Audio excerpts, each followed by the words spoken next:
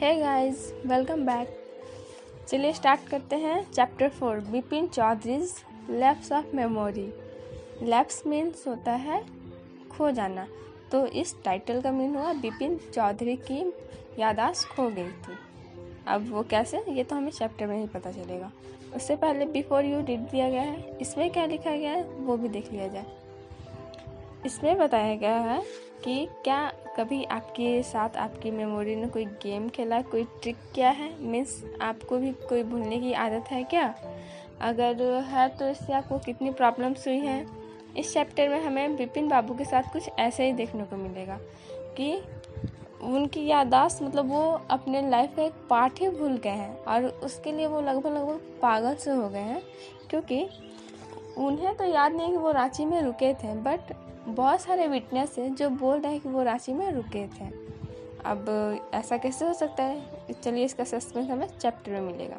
तो चैप्टर की story start करते हैं। एवरी मंडे बिपिन बाबू वर्क से वापस लौटते टाइम न्यू मार्केट में कालीचरण की शॉप पे जाते थे एंड वहाँ से 5 बुक्स एटलीस्ट लेते थे ताकि वो पूरे एक हफ्ते किताबों को पढ़ सकें। उन्हें thriller, ghost and crime stories पसंद थी और वो यही सब बुक्स भी लेते थे रेगुलर की तरह। मतलब इस बार भी, आज भी मंडे के दिन वो कालीचरण के शॉप पे गए हैं, बट आज उन्हें कुछ अलग सा फील हुआ। ऐसा लगा कि उन्हें कोई ऑब्जर्व कर रहा है। एंड जब वो पीछे मुड़कर देखें तो उन्होंने देखा कि एक आदमी जिसका राउंड फेस है एंड काफ़ी शांत स्वभाव का लग रहा था, वो आदमी वो उन्हें ऑब्जर्व कर रहा था। एंड बिपिन बाबू को देखते ही वो खूब स्माइल करने लगा, खुश हो गया। बिपिन बाबू तो सरप्राइज हो गए कि ऐसा कैसे हो सकता है। तभी उस आदमी ने कहा, शायद आपको मैं याद नहीं हूँ, आप मुझे पहचान नहीं पा रहे हैं, लेकिन मैं आपको अच्छी तरह से पहचान सकता हूँ। और बिपिन बाबू तो और ज़्यादा सरप्राइज हो गए कि ऐसा कैसे हो सकता है। एंड वो पूछे उस आदमी से, क्या हम लोग कभी मिल चुके हैं जो आप मुझे पहचान रहे हो? तो वो आदमी कह रहा है, ऑफ कोर्स, हम लोग तो एवरी डे एक वीक के लिए मिले हैं। मैंने आपके लिए एक कार अरेंज की थी हुंड्रू फॉल्स में घूमने के लिए इन 1958 में, वो भी रांची में। एंड मेरा नाम परिमल घोष है। तब तो बिपिन बाबू और सरप्राइज हो गए, पूछे रांची? फिर बिपिन बाबू को ऐसा रियलाइज़ हुआ कि ये आदमी ज़रूर कोई मिस्टेक कर रहा है, क्योंकि मैं तो कभी रांची गया ही नहीं हूँ। फिर वो उस आदमी से पूछता है, मतलब उन्हें बताता है कि मैं तो कभी रांची गया ही नहीं हूँ। हाँ, मैंने बहुत बार प्लान किया कि मैं रांची जाऊँगा, बट जा नहीं पाया। तो फिर वो आदमी उसे देख के स्माइल करता है दोबारा। और फिर तभी बिपिन बाबू बोलते हैं, आप मुझे पहचानते हैं, मैं कौन हूँ? और वो आदमी भी सेम क्वेश्चन के साथ उसी लुक में उसे देखता है। उसकी जो आईब्रोज है वो उठ जाती है। देन वो आदमी बोला, क्या मैं आपको जानता हूँ?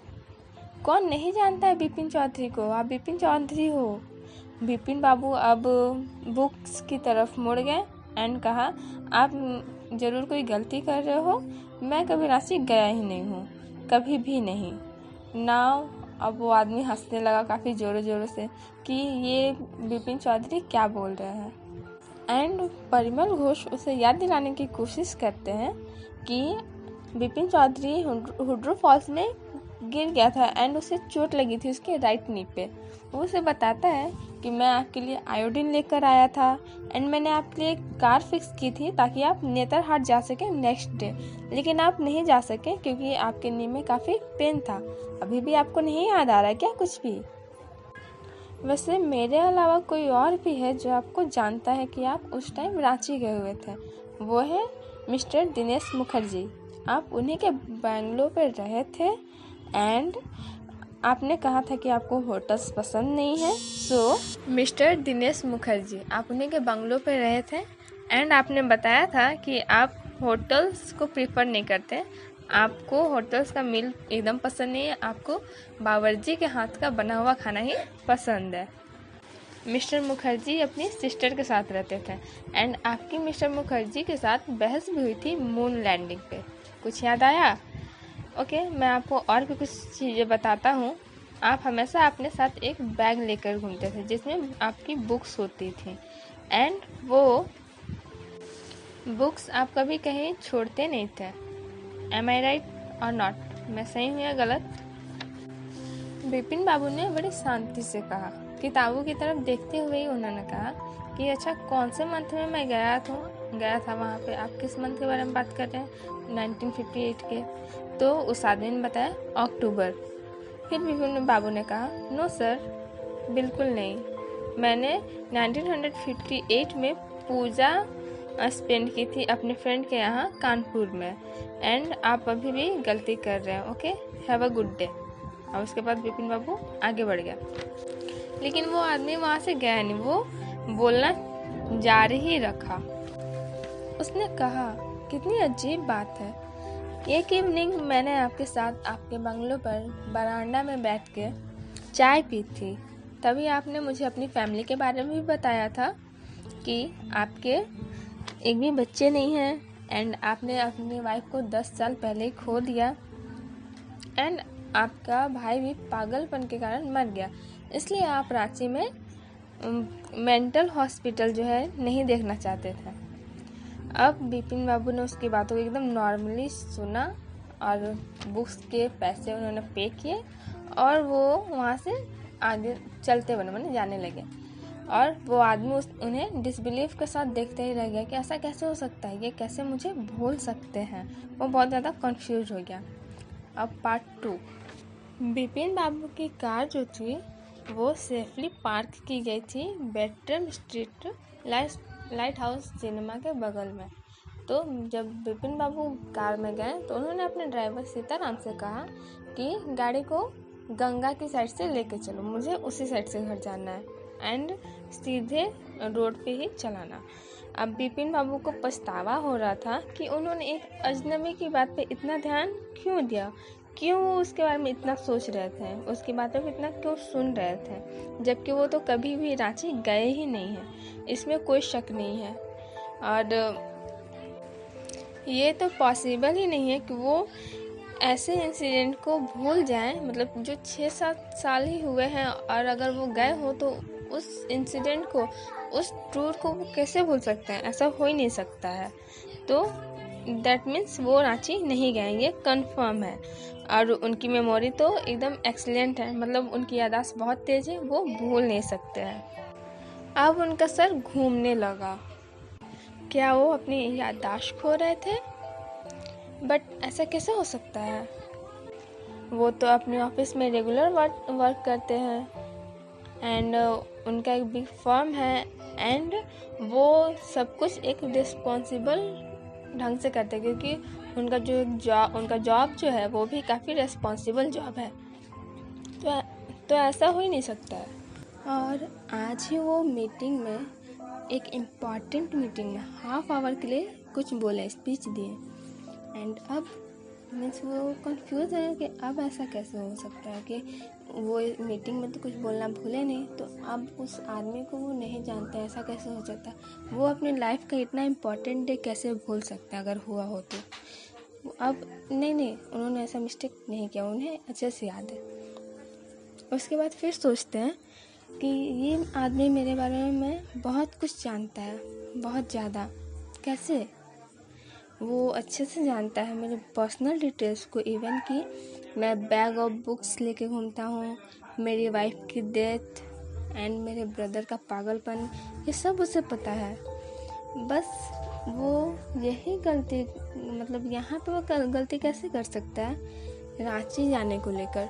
वो मेरे बारे में सब सही बता रहा है, लेकिन वो रांची जाने वाले ट्रिप के बारे में वो गलत बता रहा है।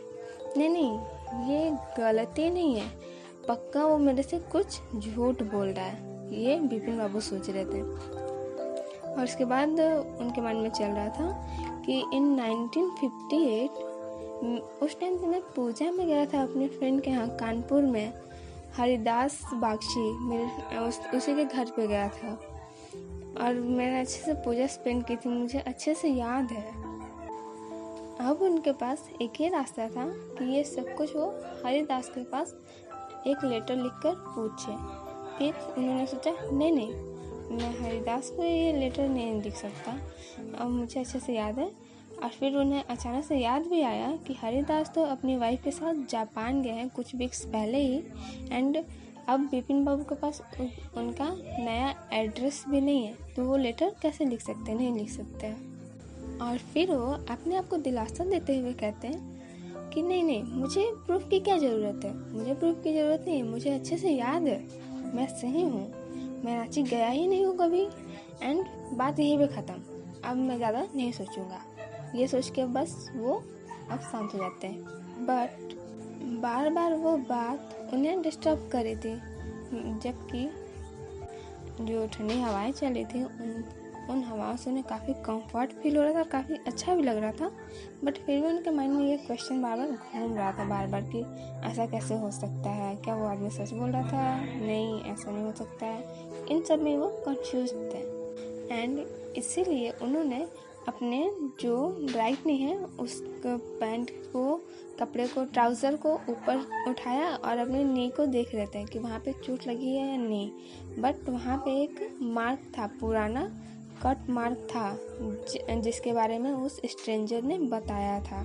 अब तो विपिन बाबू सोचने लगे, नहीं ये तो इम्पॉसिबल है, ये कैसे हो सकता है, ये चोट मुझे कब लगी, मुझे तो कुछ याद ही नहीं है। क्या वो छोटे थे तो क्या कभी वो गिरे नहीं हैं और उनका नी में कटने लगा है? वो मतलब पुराने इंसिडेंट को याद करने की बहुत कोशिश करने लगे, बट याद नहीं कर पाए, कुछ ऐसा उन्हें याद नहीं आया। तभी विपिन बाबू के माइंड में सडनली दिनेश मुखर्जी का नाम याद आया, जिनके बारे में उस आदमी ने बताया था कि दिनेश मुखर्जी भी उसी सेम टाइम में रांची में थे जब विपिन बाबू थे। और उन्होंने सोचा कि सबसे अच्छा रास्ता यही है कि मैं उनसे ही पूछ लूँ ताकि मैं श्योर हो जाऊँ। एंड जो बनर्जी जी थे वो विपिन बाबू के स्ट्रीट के पास ही रहते थे, तो वो सोचने लगा कि क्या मैं अभी उनके पास अभी जाऊँ या बाद में जाऊँ। फिर अगेन उनके माइंड में एक थॉट आया कि अगर वो रांची कभी गए ही नहीं है, तो अगर ऐसी बात वो दिनेश बाबू से पूछेंगे, मतलब दिनेश मुखर्जी से पूछेंगे, तो वो क्या सोचेंगे कि विपिन बाबू भुलक्कड़ हो गए हैं। नहीं, मैं उनसे नहीं पूछूंगा, काफ़ी अजीब होगा पूछना। ये विपिन बाबू फिर डिसाइड करते हैं। एंड उन्हें ये भी पता था कि दिनेश जो है वो काफ़ी बुरी तरह से मजाक उड़ाते हैं अगर ऐसा कोई जवाब निकला, मतलब कि अगर विपिन बाबू रांची नहीं गए हैं और ये क्वेश्चन वो दिनेश जी से पूछते हैं तो वो बहुत बुरी तरह से इनका भी मजाक उड़ा देंगे। अब विपिन बाबू अपने रूम में, एयर कंडीशन रूम में कोल्ड ड्रिंक का एक सिप लेते हैं एंड वो थोड़ा इजी फील करने लगता है, उन्हें आराम मिलता है। एंड उसके बाद सोचते हैं कि ये सब एकदम बकवास है, जब किसी को कोई काम नहीं होता है तो वो दूसरे के काम में अपना टांग अड़ाते हैं, मतलब ये आदमी भी कुछ वैसा ही है, इसे अपना कोई काम धाम तो है नहीं और वो मेरे पीछे पड़ा हुआ है। उसके बाद रात को वो डिनर करते हैं एंड सोने के बाद वो सब कुछ भूल जाते हैं। एंड द नेक्स्ट डे जब वो ऑफिस जाते हैं तो वहाँ पे धीरे धीरे जैसे जैसे टाइम पास होता है वैसे वैसे उनके माइंड में बस लास्ट डे वो जो आदमी मिला था न्यू मार्केट में, उसके बारे में जो उसने जो बातें की थी वो सब इनके दिमाग में अब घूमने लगता है बहुत ज़्यादा, बार बार वही सब आता है। अब ये बहुत ज़्यादा परेशान हो जाते हैं कि वो मेरे बारे में इतना कुछ जानता है, बहुत कुछ, तो वो रांची वाले ट्रिप को लेकर कंफ्यूज कैसे हो सकता है, गलत कैसे हो सकता है। नहीं ज़रूर कोई बात है। अब वो डिसाइड कर लेते हैं कि अब मैं दिनेश मुखर्जी को कॉल करूँगा और सब पूछूँगा। एंड कॉल पे पूछना अच्छा होगा बिकॉज सामने से दिनेश मुखर्जी मजाक उड़ाते हैं, बट कॉल पे तो नहीं उड़ा सकते हैं ज़्यादा और मुझे भी ज़्यादा बुरा नहीं लगेगा। ये सोचकर वो फिर दिनेश बाबू को कॉल करते हैं एंड बोलते हैं कि दिस इज़ विपिन हेयर। और फिर दिनेश बाबू बोलते हैं अच्छा क्या हुआ, मतलब कैसे हो। तो फिर वो बताते हैं नहीं मैं ठीक हूँ, बस मुझे ये जानना था कि 1958 में क्या हुआ था, कुछ इंसिडेंट हुआ था क्या। तो फिर दिनेश बोलते हैं 1958 कौन सी घटना, मतलब 1958 में क्या हुआ था। फिर बोलता है कि मतलब तुम फिर विपिन बाबू बोलते हैं कि तुम कलकत्ता से बाहर गए थे 1958 में, कहाँ गए थे। तब दिनेश मुखर्जी बोलते हैं ओके वेट मैं बताता हूँ। फिर वो अपनी डायरी चेक करते हैं एंड उसके बाद वो विपिन बाबू को बताने जाते हैं। जब वो विपिन बाबू को बताने वाले होते हैं, विपिन बाबू का हार्ट बीट एकदम फास्ट हो जाता है कि क्या होने वाला है, क्या आंसर मिलेगा। फिर वो बताते हैं दिनेश कि 1958 में मैं कलकत्ता से 2 बार बाहर गया था। एक बार कृष्णा नगर गया था जो कि रांची में है, एंड सेकेंड टाइम तो तुम्हारे साथ ही गया था, तुम्हें याद होगा क्योंकि हम दोनों साथ ही थे उस ट्रिप पे, रांची वाली ट्रिप में। तो अब तो विपिन बाबू और कंफ्यूज हो जाते हैं। तब दिनेश मुखर्जी पूछते हैं क्या वो इतनी पूछताछ क्यों कर रहे हो, कोई बात है क्या? तो फिर विपिन बाबू बोलते हैं नहीं नहीं, बस ऐसे ही जाना था, थैंक यू। और उसके बाद वो कॉल रख देते हैं। कॉल रखने के बाद वो एकदम बहुत ज़्यादा परेशान हो जाते हैं। उनका शरीर एकदम, उनका सर घूमने लगता है, शरीर ठंडा पड़ जाता है कि ये क्या हुआ, मुझे अब वो इंसिडेंट क्यों नहीं याद है। और उसके बाद जो वो टिफ़िन लाते हैं, वो टिफ़िन भी वो नहीं खा पाते हैं, उनकी भूख ख़त्म हो जाती है। That's all. ये था पार्ट 1 कंप्लीट, एंड बाकी का 3 and 4 सेक्शन हम लोग पार्ट 2 में कंप्लीट करेंगे। तब तक के लिए keep smiling and thank you guys.